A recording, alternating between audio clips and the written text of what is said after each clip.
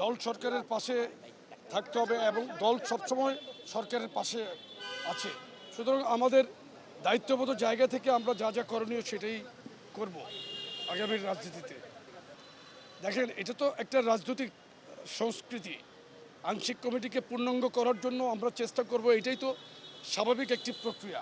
আমরা সেটা চেষ্টা করছি।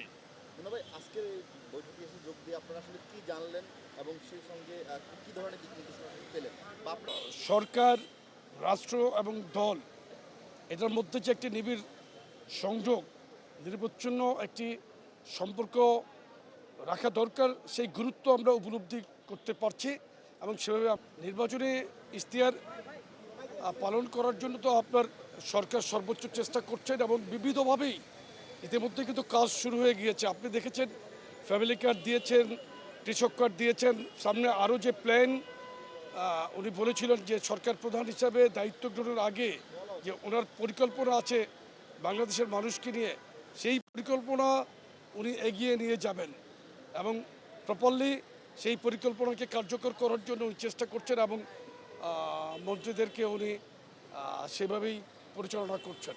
Thank you.